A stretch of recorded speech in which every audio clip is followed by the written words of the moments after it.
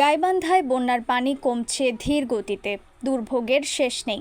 গাইবান্ধা জেলা প্রতিনিধি রিফাতুন নবী রিফাতের পাঠানো তথ্য ও ভিডিও চিত্রে থাকছে নিউজ ডেস্কে বিস্তারিত। ধীর গতিতে কমতে শুরু করেছে গাইবান্ধার সব কয়টি নদ নদীর বন্যার পানি। তবে 4 উপজেলার 26টি ইউনিয়নের প্রায় 37,428 জন মানুষ এখনও পানিবন্দী অবস্থায় আছে।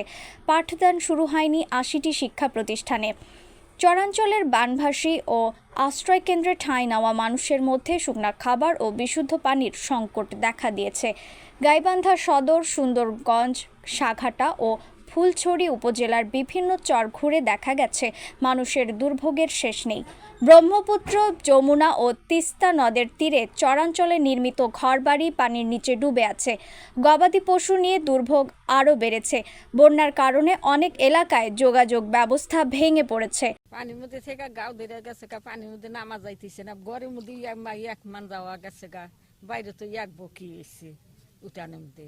ওই ইটো মানতেছে না, বাঁশ দিয়ে তল থেকে খুঁটি গেড়ে খুঁটির উপরে চহিতে ব্যবসা বাণিজ্য সমস্যা তো নাই, কোথা থেকে আসে? আবার দুর্ভোগের মধ্যে পড়ে আছে। আমরা যাতায়াত অসুবিধা, তারপরে মালপত্র ভিজে যাচ্ছে, উপরে তুলতে হচ্ছে আমাদের প্রচুর। উপজেলা প্রশাসনের পক্ষ থেকে গেল কয়দিন ধরে নিয়মিত বন্যার্তদের মাঝে থেকে শুকনো খাবার, পানি, বিশুদ্ধকরণ ট্যাবলেট, পানির জারকিন, চাল ও নগদ অর্থ বিতরণ করা হচ্ছে বলে জানিয়েছেন উপজেলা নির্বাহী অফিসার। আসলে ভয়াবহ অবস্থা এটা। আমি নিজেও গতকালকে প্রায় সারাদিনে ওখানে অবস্থান করেছি। আজকেও আমি সারাদিনই ওই আরেকটা ইউনিয়নে ছিলাম, গতকাল ফুলছড়ি, আজকে গজারিয়াতে ছিলাম।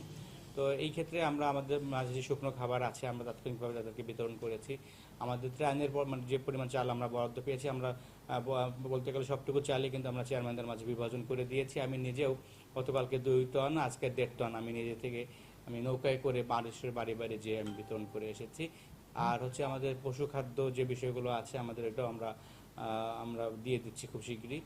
আর আমাদের যে পানি, যে বিশুদ্ধকরণ ট্যাবলেট, জারিক্যান, এগুলো পর্যাপ্ত সরবরাহ আছে, আমরা পৌঁছে দিয়েছি।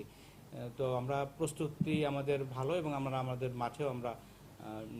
গাইবান্ধা পানি উন্নয়ন বোর্ডের সর্বশেষ তথ্য অনুযায়ী মঙ্গলবার 9 জুলাই দুপুর 3টায় ব্রহ্মপুত্র নদের পানি জেলার ফুলছড়ি উপজেলার তিস্তা মুখ পয়েন্টে গত 24 ঘন্টায় 12 সেন্টিমিটার হ্রাস পেয়ে বিপদসীমার 46 সেন্টিমিটার উপর দিয়ে প্রবাহিত হচ্ছে।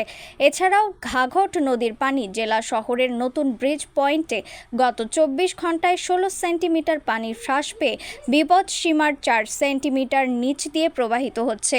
অন্যদিকে কাউনিয়া পয়েন্টে তিস্তা নদীর পানি গত 24 ঘন্টায় 24 সেন্টিমিটার হ্রাস পেয়ে বিপদসীমার 43 সেন্টিমিটার নিচে প্রবাহিত হচ্ছে। করতোয়া নদীর পানি গোবিন্দগঞ্জের চক রহিমাপুর পয়েন্টে গত 24 ঘন্টায় 20 সেন্টিমিটার বৃদ্ধি পেয়ে বিপদসীমার 102 সেন্টিমিটার নিচ দিয়ে প্রবাহিত হচ্ছে।